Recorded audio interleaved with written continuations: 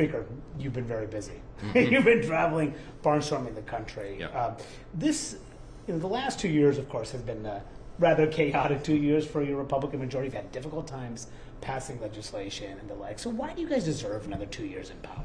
Well, we did pass a lot of legislation. It's died on Chuck Schumer's desk, and that's You had trouble passing your own legislation out of the House, too. on occasion, but we also had some big landmark legislation sent over there, and it died because the Democrats control the Senate. So our argument is, give us control of the White House and the Senate and the House, and we'll be able to have a real reform agenda. I mean, if we have unified government, obviously that's the easiest path to do that. And I think that's what's going to happen. I mean, I've been traveling nonstop. As of tonight, Manu, I've done 243 cities in 40 states, campaign events like the one here.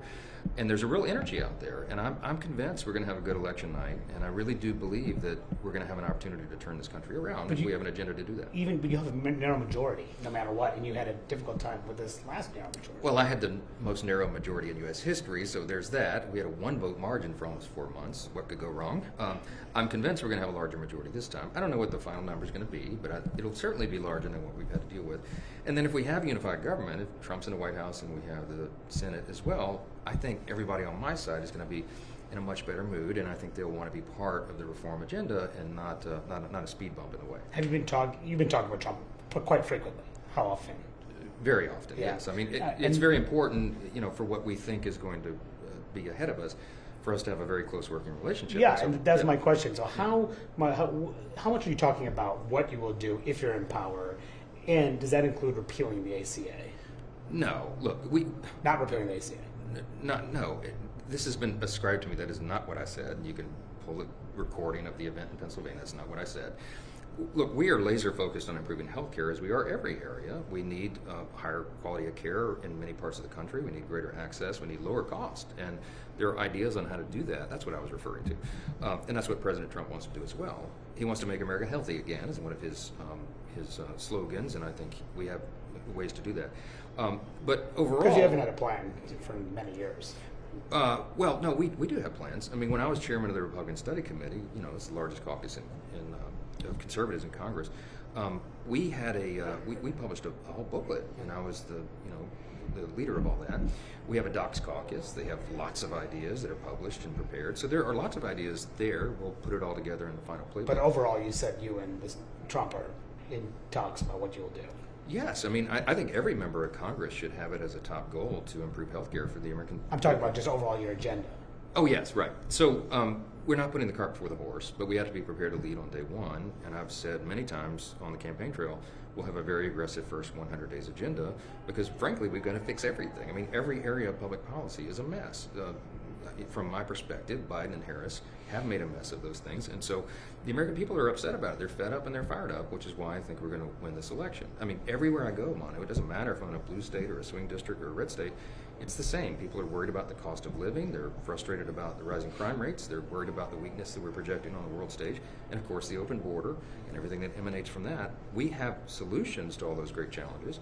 And we have very credible candidates and incumbents out there in the field making that case, and I think it's resonating well with people. You talked about this little secret plan that you guys have. I know you said that this is a get out the vote effort. Yes. But have you and him talked about not accepting the election results if Harris wins? Of course not. No. Look, I am a constitutional law attorney. My background is in the Constitution. I have been defending the Constitution my entire adult life.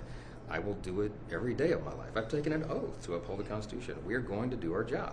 It shouldn't even be a question or a controversy. So if Harris wins, you'd accept the results? Yes. Look, I'm going to qualify this, and this is going to make everybody freak out again. If it's a free and fair election, I'm saying the exact same thing that Jamie Raskin is saying. All of us, every member of Congress. Because Trump is already sowing doubts about the election, about Pennsylvania. Does that concern you? Trump is not sowing doubts. What he and all of us are trying to do is have accountability to ensure that we don't have hijinks and irregularities. I have very hopeful optimism about the efforts that have been taken in so many of the states to clean up the irregularities and the things that were different about 2020 because of COVID. I don't think we're going to have those problems. I think we have a lot more election security measures in place in almost every state. And we're very hopeful. There's a lot of eyes on it. We have precinct captains and poll watchers and people who are, at the ready to make sure that this is an election result that everybody can rely upon. And I pray as more than anyone that that's true. If he wins, he's talked about going after his enemies. Would you dissuade him from doing that? he is not going to go after his enemies. He said that repeatedly. Listen, the Democrats have engaged in lawfare. They used the Department of Justice itself to go after Trump. They were Russian collusion hoaxes, and they covered things up. And they've used the district attorneys around the country to go after him. Okay, that is a fact. There's campaign rhetoric out there. Trump is not going to use the mechanisms of the Department of Justice to go after his enemies. He didn't do it in his first administration. He wouldn't do it in the second. We have had a Trump administration. You know, you can see what the result was. So all this hyperbole, trying to scare people, it's nonsense. That's not going to happen. We're going to follow the law. We're going to fix and restore the people's trust in our Department of Justice and our system of justice, which I think is one of the most important challenges we have. Last question, I'll let you go. I know you expect a majority to be the majority. Yes. There's a possibility you may not get a majority. Would you run for minority leader if you guys lose majority? True, honest answer is I've not given 1 second of thought to that because I'm actually am insistent upon and believe that we're going to have the majority. So I'm singularly focused on that. You know, we cross any other bridge later, but I think that's what's going to happen. What's the number going to be? I'm not going to handicap it. We've all learned lessons about that. I will just say this. I'm going to have a larger majority than I have this time. How about that? All right, we'll see if that's right. You Mr. got Speaker, it. thank you so much for Thanks, talking. bud. Really appreciate Appreciate that. it. Yes, Yeah. thank you. All right, thanks. Thanks, guys.